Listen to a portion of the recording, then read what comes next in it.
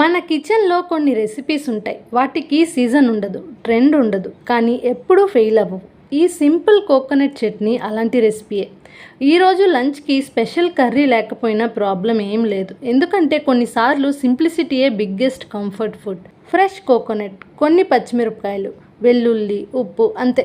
చాలా simple ingredients, కానీ taste మాత్రం అన్ఫర్గెటబుల్. మిక్సీ స్టార్ట్ అయ్యే సౌండ్ నుంచి తడకాలో ఆవాలు చిటపటలు, కరివేపాకు అరోమా వరకు కుకింగ్ అనేది రెసిపీ కంటే ఫీలింగే ఎక్కువ. కిచెన్ మొత్తం ఆ ఫ్రాగ్రెన్స్తో నిండిపోతే మీల్ ఆల్రెడీ హాఫ్ కంప్లీట్ అయినట్టే. ఈ చట్నీలో నాకు నచ్చేది ఒకటే, ఓవర్గా ఏమీ ఉండదు, కానీ హాట్ రైస్ మీద కొంచెం ఘీ, పక్కన ఈ చట్నీ. ఫస్ట్ ముద్ద తింటే చాలు, ఇంకొక ముద్ద ఆటోమేటిక్గా ప్లేట్లో ఉంటుంది. సోషల్ మీడియాలో ప్రతిరోజు కొత్త recipes, fusion dishes, fancy plating చూస్తాం. అవి కూడా బాగుంటాయి, కానీ ఇంటికి వచ్చాక మన మనసు కోరుకునేది ఇలాంటి సింపుల్ హోమ్మేడ్ ఫుడ్డే. ఎందుకంటే టేస్ట్తో పాటు మెమరీస్ కూడా సర్వ్ చేస్తుంది.